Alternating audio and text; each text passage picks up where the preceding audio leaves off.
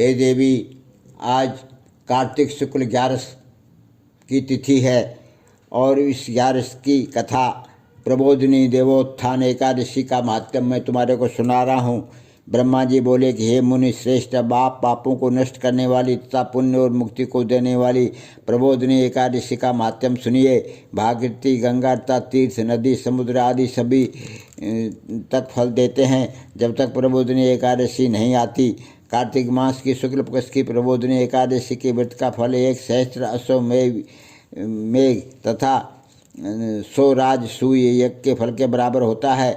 नारद जी ने पूछा कि हे पिताजी, ये संध्या को भोजन करने से, रात्रि में भोजन करने तथा पूरे दिन उपवास करने से क्या क्या फल मिलता है, उसे आप समझाइए। ब्रह्मा जी बोले कि हे नारद, एक संध्या को भोजन करने से 1 जन्म का, रात्रि में भोजन करने से 2 जन्म का तथा दूसरे दिन उपवास करने से 7 जन्म के समस्त पाप नष्ट हो जाते हैं। प्रबोधिनी एकादशी के व्रत के प्रभाव से सुमेरु पर्वत के समान कठिन पाप क्षण मात्र में ही नष्ट हो जाते हैं। अनेक पूर्व जन्म में किए हुए बुरे कर्मों का ये प्रबोधिनी एकादशी का व्रत क्षण भर में नष्ट कर देता है। जो मनुष्य अपने स्वभावानुसार इस प्रबोधिनी एकादशी का विधि पूर्वक व्रत करते हैं, उन्हें पूर्ण फल प्राप्त होता है। हे मुनीश्वर, जो मनुष्य श्रद्धापूर्वक थोड़ा भी पुण्य करते हैं, उनका वह पुण्य पर्वत के समान अटल हो जाता है। जो मनुष्य हृदय के अंदर ही ऐसा ध्यान करते हैं कि प्रबोधिनी एकादशी का व्रत करूँगा, उनके 100 जन्म के समस्त पाप नष्ट हो जाते हैं। जो मनुष्य प्रबोधिनी एकादशी के दिन रात्रि को जागरण करते हैं, उनकी बीती भी ऋता आने वाली 10,000 पीढ़ियाँ विष्णुलोक में जाकर वास करती हैं और नरक में अनेक दुखों को भोगते हुए पितृ विष्णुलोक में जाकर सुख भोगते हैं। ब्रह्म हत्या आदि महान पाप भी प्रबोधिनी एकादशी का व्रत करने से धुल जाते हैं। एकादशी के दिन रात्रि को जागरण करने का फल अश्वमेध यज्ञ आदि के यज्ञों के फल से अधिक होता है। समस्त तीर्थों में जाने तथा गौ, स्वर्ण, भूमि आदि के दान का फल कार्तिक मास की शुक्ल पक्ष की प्रबोधिनी एकादशी के रात्रि के जागरण के फल के बराबर होता है। इस संसार में जितने भी तीर्थ हैं तथा जितने भी तीर्थों की आशा की जा सकती है, वह सब प्रबोधिनी एकादशी का व्रत करने वाले के घर में रहते हैं। जो मनुष्य इस एकादशी के व्रत को करता है, वह योगीवान, योगी, तपस्वी और इंद्रियों को जीतने वाला होता है, क्योंकि वह एकादशी भगवान विष्णु को अत्यंत प्रिय है। इसके व्रत के प्रभाव से कामिका, वाचिका और मानसिक पाप नष्ट हो जाते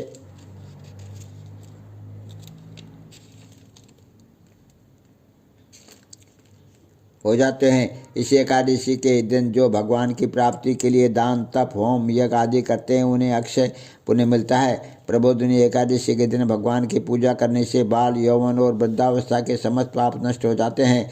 इस एकादशी की रात्रि को जागरण करने का फल चंद्र सूर्य ग्रहण के समय स्नान करने के फल के से सहस्त्र गुना अधिक होता है। मनुष्य जन्म से लेकर जो पुण्य करता है, वह पुण्य प्रबोधिनी एकादशी के व्रत के पुण्य के सामने व्यर्थ हैं। इसलिए हे नारद, तुमको भी विधि पूर्वक विष्णु भगवान की पूजा करनी चाहिए। जो मनुष्य कार्तिक मास में धर्मपरायण होकर अन्य व्यक्तियों का अन्न नहीं खाते, उन्हें चंद्रायण व्रत का फल मिलता है। कार्तिक मास में भगवान दान आदि से उतने प्रसन्न नहीं होते जितने कि शास्त्रों की कथा कार्तिक मास में भगवान दान आदि से उतने प्रसन्न नहीं होते जितने कि शास्त्रों की कथा सुनने से प्रसन्न होते हैं। कार्तिक मास में जो मनुष्य भगवान की कथा को थोड़ा बहुत पढ़ते या सुनते हैं, उन्हें 100 गौ के दान का फल मिलता है। मनुष्य अपने कल्याण के लिए विष्णु भगवान की कथा सुनते हैं, वे अपने कुटुंब का उद्धार करके 1 सहस्त्र गोदान का फल पाते हैं। जो मनुष्य प्रबोधिनी एकादशी के दिन विष्णु की कथा सुनते हैं, उन्हें 7 दीप के दान का फल मिलता है। जो विष्णु की भक्तिपूर्वक कथा सुनते हैं और कथा बाँचने वाले ब्राह्मण को यथाचित पूजा करते हैं तथा उन्हें संतुष्ट करते हैं, वे उत्तम लोक को जाते हैं।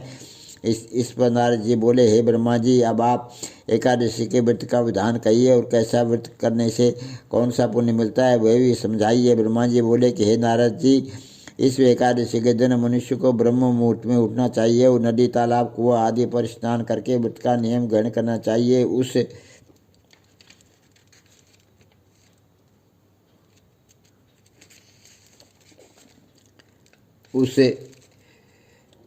समय भगवान से विनय करनी चाहिए कि हे भगवान, आज मैं निराहार रहूँगा और दूसरे दिन भोजन करूँगा, इसलिए आप मेरी रक्षा करें। इस प्रकार विनय करके भगवान की पूजा करनी चाहिए। उस रात्रि को भगवान के समीप गीत, नृत्य, बाजे तथा कथा आदि से व्यतीत करनी चाहिए। प्रबोधिनी एकादशी के दिन कृपणता को त्याग कर बहुत से पुष्प, फल, अगर धूप आदि से भगवान की आराधना करनी चाहिए।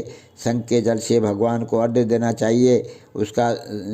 इसका समस्त तीर्थ दान आदि से करोड़ गुना फल अधिक होता है। जो मनुष्य पुष्प से भगवान की पूजा करते हैं उनके सामने इंद्र भी हाथ जोड़ता है। कार्तिक मास में जो बिल्व पत्र से भगवान की पूजा करते हैं उन्हें अंत में मुक्ति मिलती है। कार्तिक मास में जो मनुष्य तुलसी जी से भगवान की पूजा करता है उसके 10,000 जन्म के समस्त पाप नष्ट हो जाते हैं। जो मनुष्य इस मास में श्री तुलसी जी के दर्शन करते हैं या छूते हैं या ध्यान करते हैं या रोपण अथवा सेवा करते हैं वे 1000 कोटि युग तक भगवान के घर में रहते हैं। समस्त मनोकामनाओं का पूरा करने वाले भगवान कदम्ब पुष्प को देखकर अत्यंत प्रसन्न होते हैं।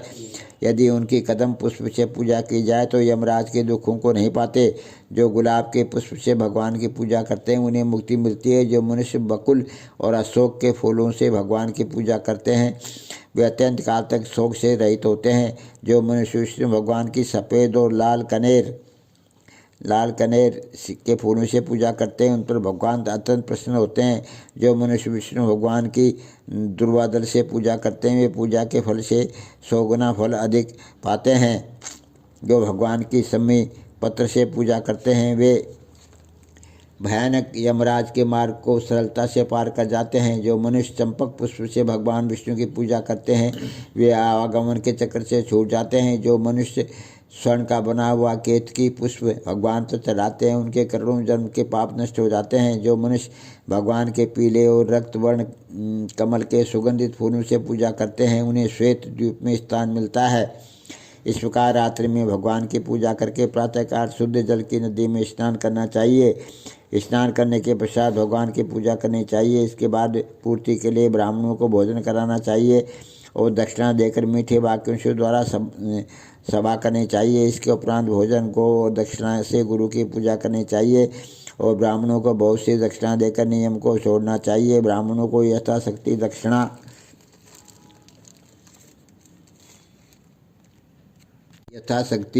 दक्षिणा देनी चाहिए। जिस ब्राह्मण को रात्रि में भोजन करावें उसे स्वर्ण सहित बैल दान करना चाहिए। जो मनुष्य यात्रा स्नान करते हैं उन्हें दही और शहद दान करना चाहिए। जो मनुष्य फल की आशा करते हैं उन्हें फल का दान करना चाहिए। तेल की जगह घी और घी की जगह दूध और अन्नों में चावल दान करना चाहिए।